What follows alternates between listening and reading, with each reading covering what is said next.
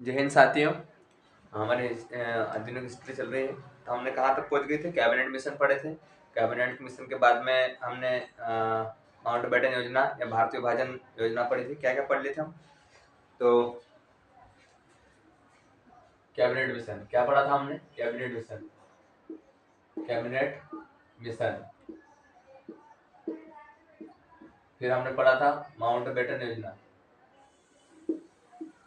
Mountbatten योजना। और इसके बाद में हमने गवर्नरों को देखे थे। सबसे पहले गवर्नर कौन था और गवर्नर जनरल कौन थे, इसके बारे में पढ़े थे। तो कैबिनेट मिशन कब आया था? 24 मार्च या 23 मार्च से बोलते हैं, 23-24 मार्च को, 23 मार्च 1946 को आया था। अब ये क्यों आया था? भारत में संविधान बनाने के लिए आया था। ठीक है। तो उस समय अध्यक्ष कौन थे? 3 सदस्य थे टोटल। तो उसमें से एक था अध्यक्ष के रूप में, अध्यक्षता कितने पैथिक लॉरेंस ने की थी। और पैथिक लॉरेंस जो नौसेना सचिव थे उस समय। उसके बाद में कौन आया? उसके सदस्य 2 सदस्य और दूसरे थे। तो 2 सदस्य थे, एक स्टुअर्ट क्रिप्स था जो नौसैनिक मंत्री था, और एक था एबी अलेक्जेंडर जो व्यापारिक बोर्ड के अध्यक्ष थे। अब क्या हुआ? कैबिनेट आया था कब? 23 मार्च 1946 को भारत में आया था। अब इसका एक ही उद्देश्य था कि भारत में संविधान बनाने का काम करना था। तो उन्होंने मुख्य बात ये थी कि भारत में एक संविधान बना के दिया जाएगा, संविधान सभा या संविधान बना के दिया जाएगा। दूसरी बात कि भारत को एक संघ के रूप में स्वीकार किया गया था। फिर तीसरी बात थी कि जो 10 लाख जनसंख्या है उसके पे एक प्रतिनिधि चुना जाएगा, वो भी संविधान सभा पे। ठीक।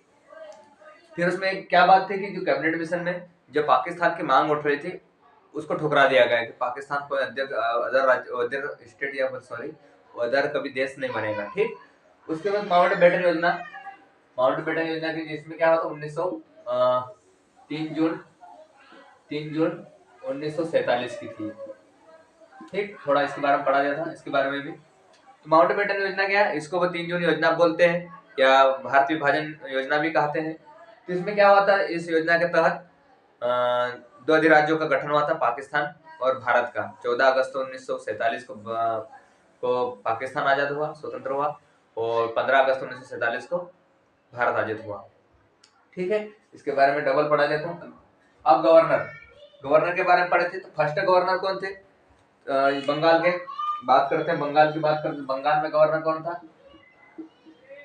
बंगाल में गवर्नर कौन था? Robert Clive. कौन था? Robert Clive. रॉबर्ट क्लाइव ये कहाँ का था? यदि स्मिथ पूछते, वो स्मिथ सिर्फ व्यापार करने के लिए आया था भारत में उस समय। तो रॉबर्ट क्लाइव कौन था? सबसे पहले गवर्नर कहाँ का था? बंगाल का था। कहाँ का था? बंगाल का गवर्नर था। ठीक। इसके बाद में जैसे जैसे एक्ट आए, रोलिटिंग एक्ट आए, ऐसे एक्ट चलते, पिट्स एक्ट, इंडिया एक्ट आया। ठीक। ऐसे एक्ट आते गए।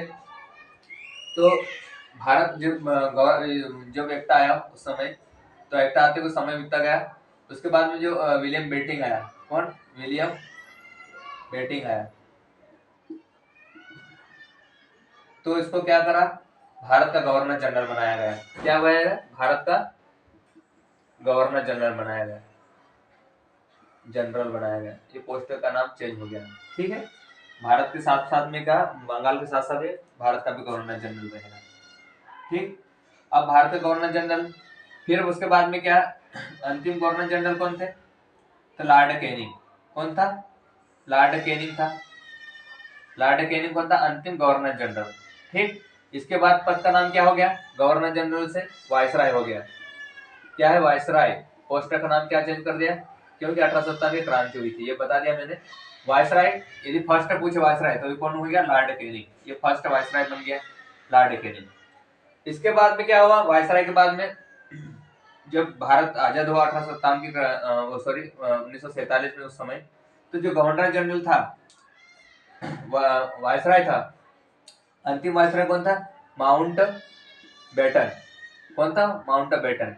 जैसे ही स्वतंत्र हुए उस पद का नाम क्या चेंज कर दिया गया? Governor general. वो वापस पद नाम चेंज किया जाए, गवर्नर जनरल कर दिया।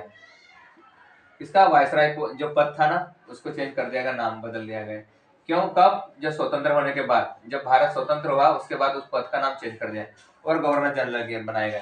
तो स्वतंत्र भारत के गवर्नर जनरल कौन? Mountbatten. किसके? स्वतंत्र भारत के।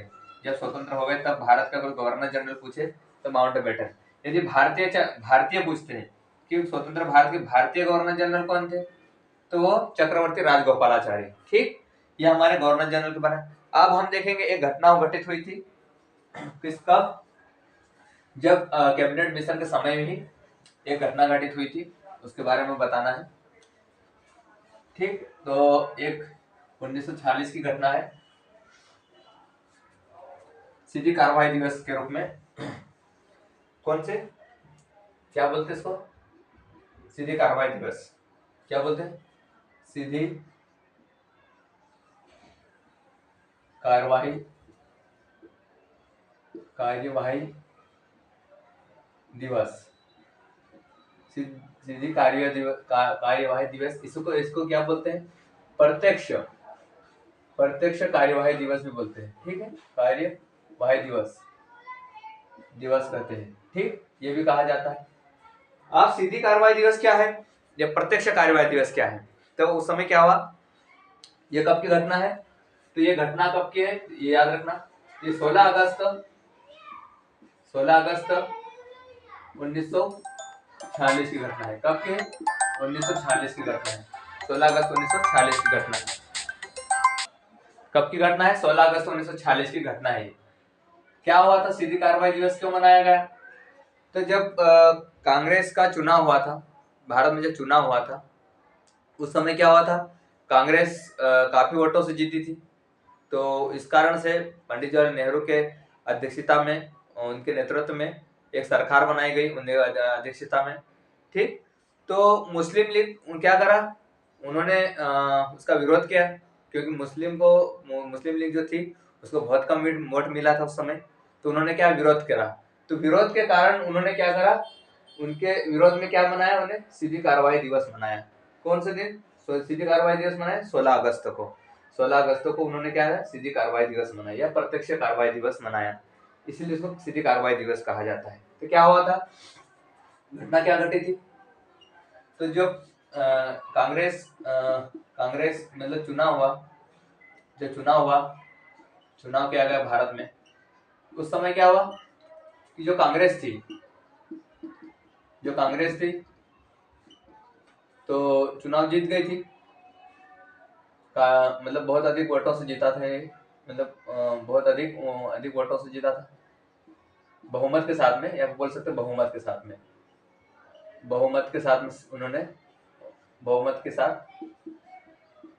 उन्होंने काफी वोट जीते, मतलब बहुत अधिक वोट मिले थे इनको, कांग्रेस को। जो मुस्लिम लीग थी इसको बहुत कम वोट मिले थे, मुस्लिम लीग को बहुत कम वोट मिले थे। ठीक, अब क्या हुआ, तो कांग्रेस जब काफी वोट मिलने पर क्या करा, कांग्रेस में जो प्रतिनिधि को किसको चुना गया, पंडित जवाहरलाल नेहरू को। पंडित जवाहरलाल नेहरू, इनके नेतृत्व में या अध्यक्षता में क्या करा, इनके अध्यक्षता में क्या करा गया, सरकार बनाई गई। कैसे, अंतरिम सरकार चुनी गई, अंतरिम सरकार बनाई गई कि भाई अब हम जीत गए हैं, कांग्रेस पार्टी अच्छी खासी वोटों से जीती थी, तो उनकी अध्यक्षता में क्या है, पंडित जवाहरलाल नेहरू की अध्यक्षता में क्या है, सरकार बनाई गई। उसी कारण में उनके विरोध में क्या करा, इनके विरोध में उनको मुस्लिम लोग अच्छा नहीं लगा कि भाई हो सकता है इन्होंने मतलब उनका ये था कि भाई ये कुछ चीटिंग करके इतने वोट पाए हैं, हमारे साथ अच्छा नहीं करा। इसी कारण मुस्लिम लीग ने क्या करा, मुस्लिम लीग के विरोध में, इनके विरोध में, किनके, कांग्रेस के विरोध में क्या करा, मुस्लिम लीग ने क्या करा, 16 अगस्त को सीधी कार्यवाही दिवस मनाया, सीधी कार्यवाही दिवस मनाया, उन्होंने कार्यवाही दिवस मनाया। कौन, मुस्लिम लीग ने। क्वेश्चन पूछता है सीधी कार्रवाई दिवस कब मनाया गया, ये 16 अगस्त को मनाते हैं। 16 अगस्त 1946 को उन्होंने सीधी कार्रवाई दिवस मनाया, किसने, मुस्लिम लीग ने। किसके विरोध में, तो कांग्रेस के विरोध में। ठीक, जब जगह जगह ये मुस्लिम लीग ऐसे विरोध करने लगे तो क्या है, जो विरोध कर रहे थे उन जनताओं में वो दंगे का रूप ले लिया। क्या करा, दंगे का रूप में ले लिया। मुस्लिम लीग ने विरोध करे तो वहां पे हिंदू लोग भी थे, तो उनके कारण वो क्या है, दंगों में बदल गया है वो विरोध। तो जैसे ही दंगे फैले, क्या हुआ, दंगे फैले, दंगा दंगे होने लग गए। तो दंगे कहाँ से कहाँ फैला ये देखते हैं हम। तो दंगे क्या करा, दंगों का रूप ले लिया। ये जो विरोध किया गया था उस समय कार्रवाई दिवस के रूप में जगह जगह होने लगा, तो वो क्या दंगों का रूप लिया। जब दंगे होने लगे तो वो कहाँ से हुए थे, कलकत्ता से दंगा स्टार्ट हुआ था। कलकत्ते से दंगा स्टार्ट हुआ तो वो कहाँ पहुंच गया, वहां से पहुंचते हुए पूर्वी बंगाल को चले गया। कहाँ पे, पूर्वी बंगाल, अभी जो बांग्लादेश है वहां तक पहुंच गया। पूर्वी बंगाल से होते हुए कहाँ तक पहुंच गया, फिर ये पंजाब तक पहुंच गया। कहाँ तक पहुंच गया, पंजाब तक। कौन सा, दंगे, जो दंगे हो रहे थे, दंगों के कारण ये दंगे फैल गए थे। तो कहाँ तक, कलकत्ता से प्रारंभ हुआ, पूरी बंगाल से होते हुए पंजाब तक चले गए। कहीं लोग हिंदू मुस्लिम बहुत सारे लोग मारे गए थे, ठीक है, इन दंगों के कारण। अब पूरी बंगाल के नोआ खाव स्थान है, पूरी बंगाल में क्या है, नोआ खाली एक स्थान है, ठीक है। तो वहां पे महात्मा गांधी पहुंचे, दंगों को मतलब शांत करवाने के लिए। कौन पहुंचा, महात्मा गांधी पूछा था, मतलब पहुंचे वहां पे कि भाई दंगा ना करे। तो कहाँ पे पहुंचे महात्मा गांधी, नोआ खाली स्थान पे। गांधी जी कहाँ पहुंचे, नोआ खाली स्थान, जो पूर्वी बंगाल में पड़ता है। कहाँ पे, पूर्वी बंगाल में पड़ता है, वहां पहुंचे उन्होंने। तो वहीं से भारत को वो स्वतंत्र करे, वहीं से भारत हमारा स्वतंत्र हुआ। जब ऐसा लगा, उस समय कौन था, माउंट बेटन थे वायसराय। तो उस समय क्या करा, गांधी जी पहुंचे कहाँ पे, नवा खाली स्थान पे। तो उसी समय भारत स्वतंत्र होने पे निर्णय पे आ गया था कि हाँ हम स्वतंत्र हो जाएंगे। उसी उपलक्ष्य में गांधी जी को क्या करा, किसने, माउंट बेटन ने। क्या करा, माउंट बेटन जो वायसराय थे, कौन, Mountbatten, Mountbatten. Mountbatten ने क्या करा, गांधी जी को कहा, उन्होंने गांधी जी के लिए कहा। क्यों कहा, ये कभी कभी शब्द पूछते हैं कि कौन क्या कहा था। तो गांधी जी को कहा उन्होंने कि one one man boundary, force. क्या कहा था, वन मैन बाउंड्री फोर्स कहा। किसको संज्ञा दी, गांधी जी को। क्यों कहा, क्योंकि वो यहाँ पहुंच के दंगों को शांत करवाया था। यहीं से भारत को स्वतंत्र माना जा सकता है, निर्णय लिया गया कि मतलब यहाँ से स्वतंत्र हो गया हमारा। इसी कारण से भारत स्वतंत्र हुआ। तो क्या करा, माउंट बेटन ने उसको कहा गांधी जी को कहा कि वन मैन बाउंड्री फोर्स, मतलब एक ऐसा व्यक्ति जो एक फोर्स की तरह काम करा, वो रोकने का काम करा। जैसे कोई फोर्स सैनिक जाती है तो वो एक बाउंड्री की तरह वो रोक लेती चारों ओर से, वैसे एक ही अकेला आदमी जो एक बाउंड्री की तरह करा, वन मैन बाउंड्री फोर्स की तरह काम करा। किसने कहा था, माउंट बेटन ने। कौन थे माउंट बेटन उस समय, तो माउंट बेटन वायसराय थे। कौन थे, वायसराय थे, ठीक है। तो क्या है सीधी कार्रवाई दिवस, समझ में आया। तो सीधी कार्रवाई दिवस 16 अगस्त 1946 को मनाया गया। क्यों मनाया गया, जब भारत में चुनाव हुए, कांग्रेस भारत में, तो कांग्रेस को काफी वोट मिले थे, बहुमत से सरकार बना रहे थे वो। और जो मुस्लिम लीग थे उनको कम वोट मिले थे। तो उन्होंने क्या करा, मुस्लिम लोग जो कांग्रेस थी वो बहुमत के साथ किसके नेतृत्व में सरकार बना रहे थे, पंडित जवाहरलाल नेहरू के नेतृत्व अध्यक्षता में अंतरिम सरकार बनाई गई, ठीक है। अभी हम स्वतंत्र नहीं हुए थे, अंतरिम मतलब अंदर के अंदर, मतलब जो स्वतंत्र होते थे स्वतंत्र सरकार बनती है, ठीक है। हम अभी भी जो 1935 के एक्ट के तहत जो शासित जो है नियम कानून है, रक्षा विदेश वगैरह, तो उसी के तहत हम नियम के हिसाब चलेंगे, इसलिए अंतरिम सरकार बोलते हैं, ठीक है। तो अंतरिम सरकार बने तो उनके नेतृत्व में सरकार बनाई गई। तब मुस्लिम लीग ने क्या करा, उनका विरोध करा, नहीं कि ये गलत हुआ है हमारे साथ, हमको तो अलग से, हमको देश चाहिए, संविधान चाहिए, सब मतलब उन्होंने उनकी बातें रखी और उन्होंने विरोध करने लगे, जगह जगह विरोध होने लगा। तो जो विरोध हो रहा था तो उन्होंने उस विरोध को क्या करा, 16 अगस्त को हुआ, तो उन्होंने 16 अगस्त को सीधी कार्रवाई दिवस के रूप में मनाए और उन्होंने विरोध करने लगा। तो जगह जगह पे विरोध हुआ मुसलमानों द्वारा। तो वहां पे हिंदू लोग भी थे काफी, तो वो दंगे का रूप ले लिया। अब दंगे कहाँ से, कलकत्ता से फैले, कलकत्ता से होते हुए पूर्वी बंगाल में जो बांग्लादेश आज स्थिति में, वहां पे काफी पहले भी मुसलमान और हिंदू भी रहते हैं, तो वहां पे फैला, उसके वहां से फैलते फैलते कहाँ पे चला गया, पंजाब तक चला गया। अब पूर्वी बंगाल जो बांग्लादेश में, वहां पे नवा खालिस्तान है, वहां महात्मा गांधी पहुंचे और दंगों को शांत करवाने के लिए पहुंचे वहां से, तो उन्होंने शांत करवाया और उसी शांत से वो एक प्रकार से भारत स्वतंत्र हुआ वहीं से, ठीक। क्योंकि वो स्वतंत्र इसलिए कहा जाता है कि इसी कारण माउंटबेटन ने क्या करा, माउंटबेटन ने उसको वन मैन माउंटेन फोर्स कहा था, क्योंकि वो ये स्वतंत्र इसलिए हुआ क्योंकि माउंटबेटन उसी समय 1947, ये मैंने पढ़ा दिया, 3 जून 1947 उन्होंने माउंटबेटन योजना लाया, क्योंकि ये उनको लग गया था कि महात्मा गांधी अब स्वतंत्र करके ही करवा के रहेंगे भारत को, तो उसी कारण जो दंगे इतने हुए और उन्होंने शांत करवाया, तो महात्मा गांधी कुछ भी करवा सकते हैं, तो उन्होंने ये इसी कारण से वहां से स्वतंत्र हुआ, ऐसे कारण ये है कि उन्होंने क्या करा, मतलब जैसा एक साल हुआ उसको 3 जून एक योजना लाया, माउंटबेटन योजना, उसके तहत उन्होंने स्वतंत्र कर दिया, वो 2 भागों में बढ़ गया था भारत और पाकिस्तान, ठीक है। तो यह सीधी कार्रवाई दिवस, कभी क्वेश्चन पूछता है तो कब मनाया जाता है, 16 अगस्त को, उस समय कौन था, वायसराय, तो ये माउंटबेटन थे, ठीक। अब हम पढ़ेंगे, अब माउंट सीधी कार्रवाई दिवस, अब हम देखेंगे अब संविधान सभा के कहाँ उसके विचार कहाँ कौन कहाँ पे लिया गया, किस रूप में लिया गया, फिर संविधान सभा देखेंगे, संविधान सभा में कितनी सीटें थी, 290 390 सीटें थी, पाकिस्तान जैसा अलग हुआ, तो यही मतलब यही भी घटना, मतलब जो भी घटना घटती है यही पे घूमती रहेगी, क्योंकि माउंट जैसा अलग हुआ तो 90 सीटें पाकिस्तान की ओर चले जाएगी और 290 सीटें हमारे भारत में रहेगी, ठीक है, तो 299 सीटें यहाँ रहेगी। आप कितने केंद्र शासित प्रदेश में थे और कितने प्रांत में थे, कितने कमिश्नरी प्रणाली में थे, ये देखेंगे, ठीक। तो हम देखेंगे अब संविधान सभा के बारे में। अब संविधान सभा के बारे में बात करें तो संविधान सभा की बात पहले तो बात करते हैं अपन उसके बारे में, कहाँ संविधान सभा कहाँ से पहले, सबसे तथ्य देखेंगे कुछ मेन बातें, उसके बाद संविधान सभा को देखेंगे कहाँ क्या मांग हुई। तो संविधान सभा के बारे में चर्चा करते हैं। संविधान सभा,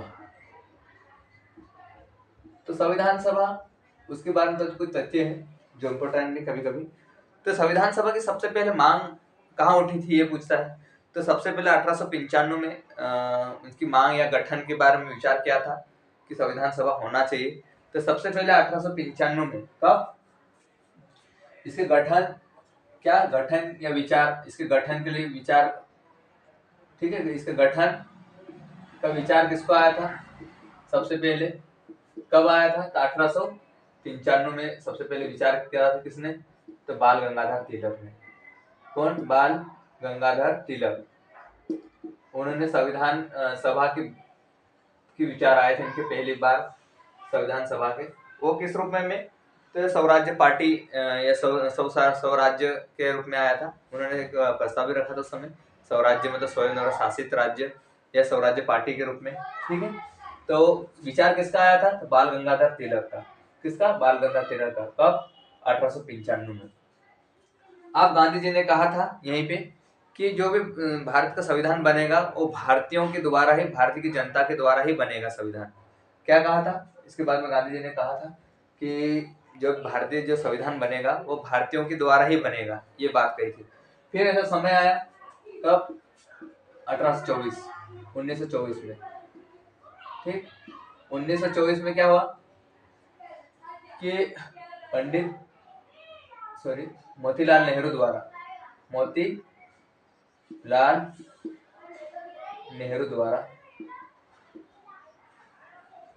नेहरू द्वारा मांग की गई, किससे मांग की गई थी, उन्होंने मांग की किससे, ब्रिटिश सरकार से, किससे की, ब्रिटिश सरकार से, पहली बार इन्होंने क्या करा, ब्रिटिश सरकार से इन्होंने मांग रखी थी, ब्रिटिश सरकार से संविधान सभा की मांग रखी थी कि हमको संविधान सभा चाहिए, किसने, मोतीलाल नेहरू ने, ठीक है।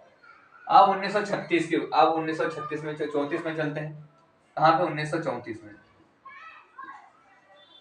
1934 में बात करते हैं। तो यहाँ 1934 में ये होता है कि बी एन राव रहते हैं, तो उन्होंने औपचारिक रूप से मांग रखी थी। क्या करा था? BN राव, बेनेगल नरसिंह बेनेगल नरसिंह राव, इसका फुल फॉर्म है BN राव। ये कौन थे? एक संवैधानिक सलाहकार भी थे BN राव। क्या नाम है? बेनेगल नरसिंह राव, बेनेगल नरसिंह राव। इन्होंने क्या करा? संविधान की औपचारिक मांग रखी थी। कैसी रखी थी? औपचारिक रूप से उन्होंने मांग रखी थी, औपचारिक रूप से मांग रखी थी, मांग रखी। और उनके गठन के बारे में, गठन और ठीक है, गठन के बारे में उन्होंने औपचारिक रूप से मांग रखी थी। कौन? BN राव। अब आता है 1936। 1936 यह क्या हुआ था? लखनऊ अधिवेशन। 1936 में एक लखनऊ अधिवेशन हुआ था। क्या हुआ था? लखनऊ अधिवेशन। क्या हुआ था लखनऊ अधिवेशन में? तो लखनऊ अधिवेशन में क्या करा गया? तो यहाँ नेहरू द्वारा, पंडित जवाहरलाल नेहरू, ठीक है, पंडित जवाहरलाल नेहरू द्वारा क्या है? एक प्रस्ताव रखा गया। क्या रखा? प्रस्ताव रखा गया, एक प्रस्ताव रखा गया। उसमें कहा गया कि जो भारत का संविधान निर्माण होगा, ठीक, भारत का जो संविधान निर्माण होगा वो भारतीय लोगों के द्वारा ही होगा। मतलब ऐसा कहा गया था, एक प्रस्ताव रखा था पंडित जवाहरलाल नेहरू ने लखनऊ अधिवेशन में 1936 में। ये कहा था कि जो हम संविधान का निर्माण बिना किसी हस्तक्षेप के हम हमारा संविधान का निर्माण करेंगे। मतलब यहाँ पे इस प्रस्ताव में कहा कि किसी का हमको हस्तक्षेप नहीं चाहिए। क्या कहा था? कोई भी हमको हस्तक्षेप, बिना हस्तक्षेप के हम संविधान का निर्माण करेंगे। बिना हस्तक्षेप के हम संविधान का निर्माण करेंगे, संविधान का निर्माण करेंगे। और नेहरू द्वारा ये मूर्त रूप दिया था। मतलब उन्होंने मूर्त रूप पेश किया था। मतलब उन्होंने संविधान का मूर्त रूप पेश, मतलब उन्होंने प्रस्ताव में एक ऐसा मतलब दिया था उन्होंने कि भाई ये संविधान सभा का ही है, एक रूप, मूर्त रूप दिया था उन्होंने इसको, संविधान का ये जो प्रस्ताव लाया था उसको एक मूर्त रूप दिया था। मतलब उन्होंने एक वैसा रखा कॉपी, तो उसको बोलते हैं मूर्त रूप दिया था। किसने? पंडित जवाहरलाल नेहरू ने। और उन्होंने कहा था कि बिना किसी हस्तक्षेप के हम संविधान का निर्माण करेंगे और भारतीय जनता के लोगों के द्वारा ही हम संविधान का निर्माण करेंगे। ठीक है। अब क्या हुआ? अब संविधान सभा, तो संविधान सभा जैसे निर्माण कहा, तो जो ब्रिटिश सरकार थी, अंग्रेज लोग ने क्या करा? इसको अगस्त प्रस्ताव कहा। क्या कहा? उसको अगस्त प्रस्ताव कहा।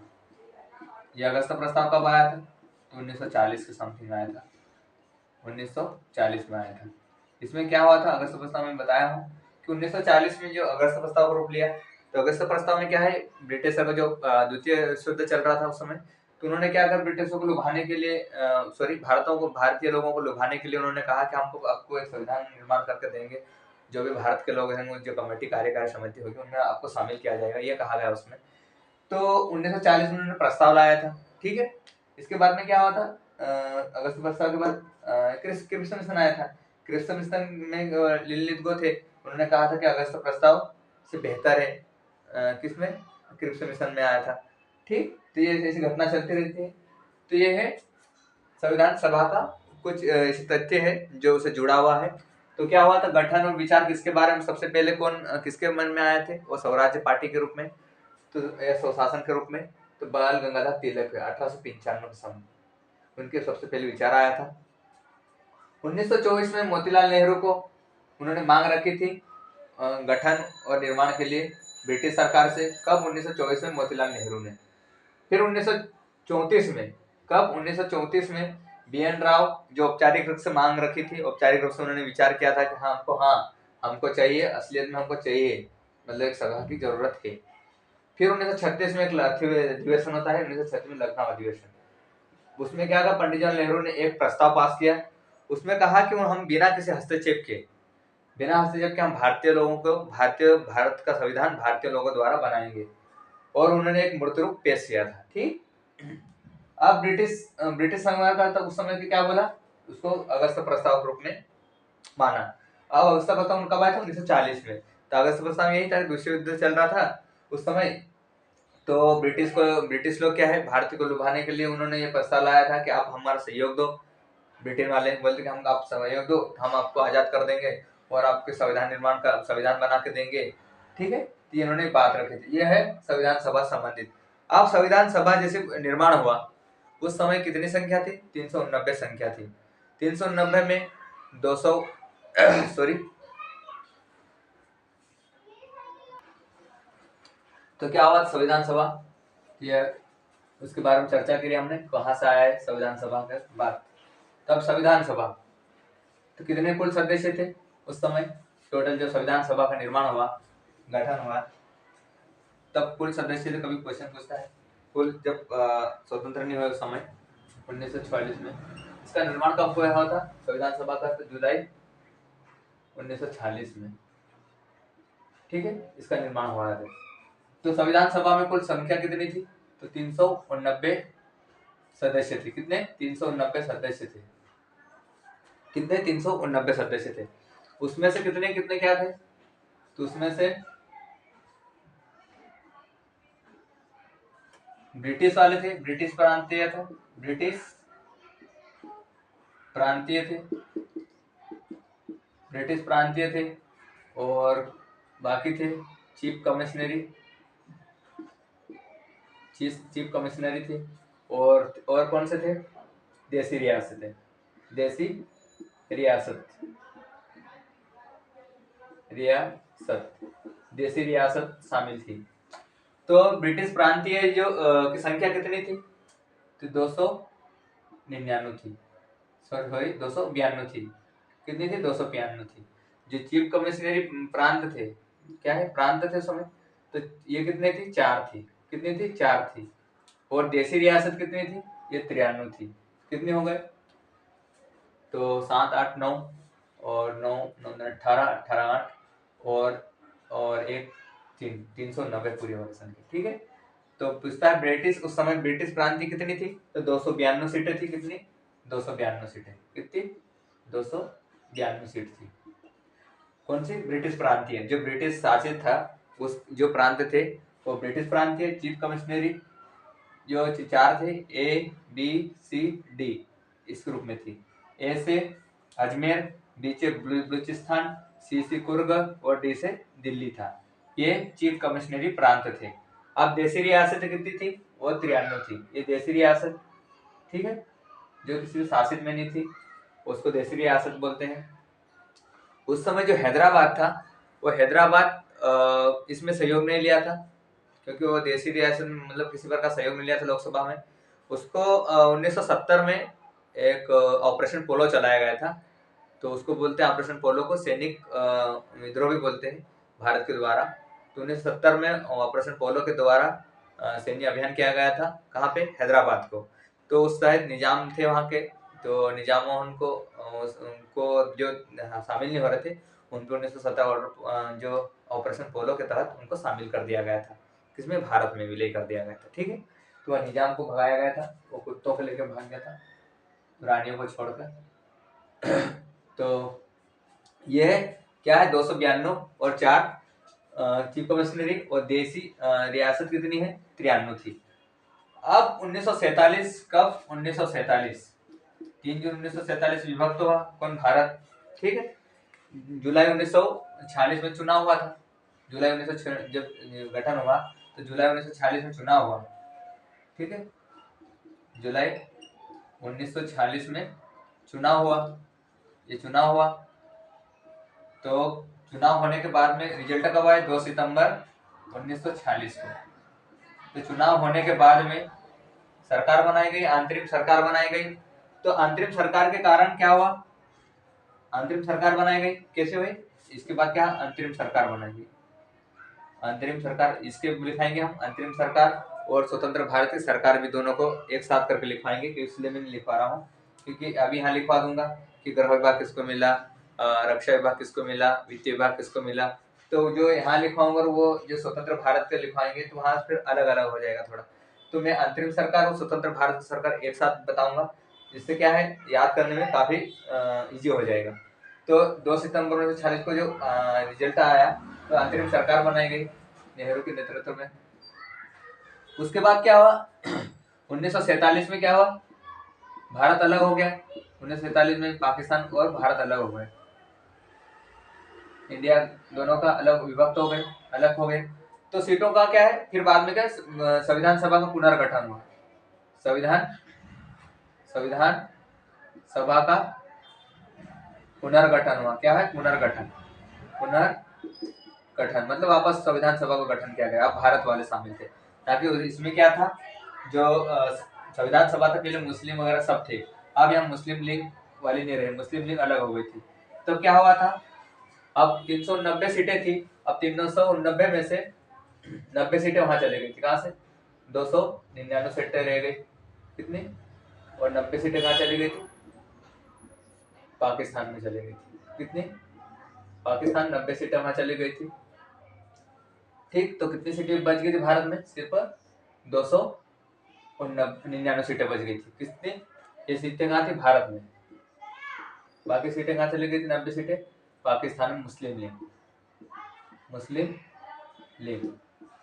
कब, ये कब हुआ था, जब 1947 3 जून 1947 की जो माउंटबेटन योजना आई थी, उसके तहत इनको अलग किया गया था, विभक्त स्वतंत्र हुए थे ये। तो जो पाकिस्तान में थे, पाकिस्तान में 90 सीटें चली गई और 299 सीटें भारत में रह गई। ठीक है उसी के बाद में जो हैदराबाद थी, तभी वो शामिल नहीं हो रहा था, उसी के कारण उसको शामिल किया गया था ऑपरेशन पोलो के तहत। अब 299 सीटें थी, कितनी, 299 सीटें। अब 299 सीटें में कौन क्या था, अब ये देखेंगे संविधान सभा में, तो उसमें 15 महिलाएं थी। कितनी, 15 महिलाएं थी। इसमें 15 महिलाएं थी।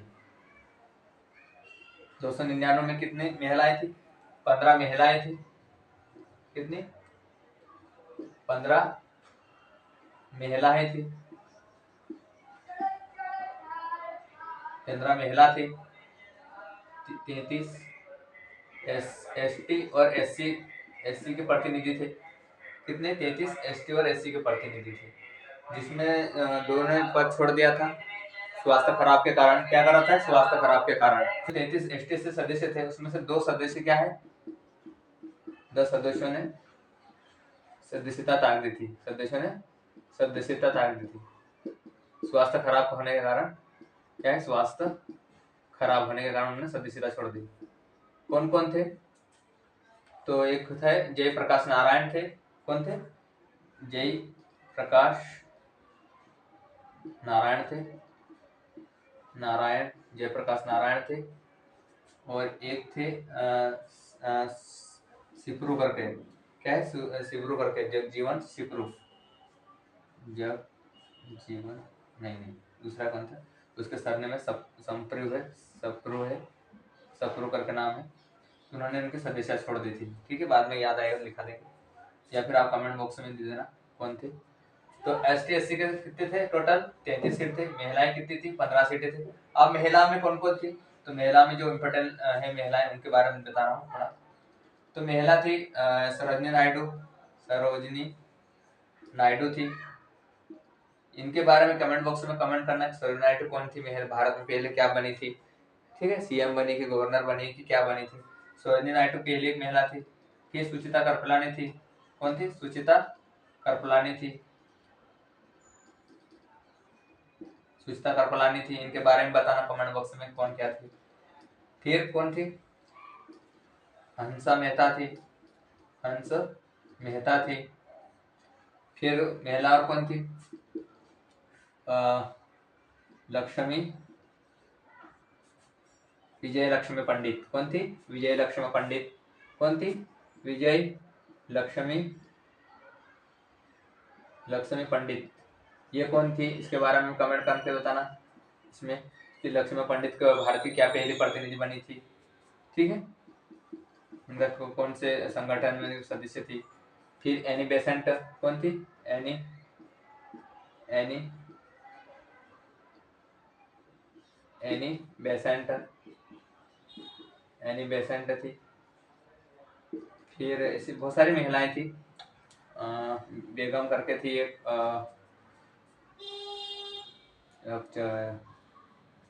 मंजुला करके नाम थी एक, एनी बेगम, बेगम करके नाम थी। और एक नाम क्या था, नाम था एक सेकंड। तो ये भाई सरोजिनी नायडू थी। इसके बारे में कमेंट बताना कि सरोजिनी नायडू कौन थी, भारत की। सुचित्रा कृपलानी, हंस मेहता थी, विजय लक्ष्मी पंडित थी, एनी बेसेंट थी, ऐसी 15 महिलाएं कुल थी। वो कौन एक बेगम करके नाम था, रसूल बेगम थी, रसूल बेगम थी, बेगम रसूल थी। फिर एक मालती है, मालती, एक मालती चक्रवर्ती, क्या चक्रवर्ती चौधरी करके नाम थी, मालती चौधरी थी। ऐसे बहुत सारी 15 कितनी महिलाएं, टोटल 15 महिलाएं थी। ठीक है, तो ये है हमारे संविधान सभा के। अब हम ये देखेंगे संविधान सभा के लिए कि जो अंतरिम सरकार बनते हैं और स्वतंत्र भारत की सरकार बनती है, उसके बारे में देखेंगे कौन कहाँ कौन सा पद मिला। स्वास्थ्य विभाग किसको मिला, रक्षा विभाग बलदेव को मिला था, उनके पद होने के आने से मतलब याद करेंगे उसको। फिर जो विदेश मंत्रालय जवाहरलाल नेहरू को मिला था। फिर हम यहाँ समितियां देखेंगे, कुल कितनी समितियां थी, तो 13 समितियां बनी थी संविधान सभा की जांच के लिए। ठीक है, तो उनमें प्रारूप समिति, या प्रारूप समिति या ड्राफ्टिंग समिति देखते हैं, जिसको 7 सदस्य थे, अंबेडकर जी उसके अध्यक्ष थे, प्रारूप समिति प्रमुख है उसमें। प्रारूप समिति देखेंगे। फिर प्रारूप समिति के बाद में कौन आएंगे, फिर झंडा समिति क्या है, झंडा समिति किसके अध्यक्ष, मतलब अध्यक्ष कौन थे।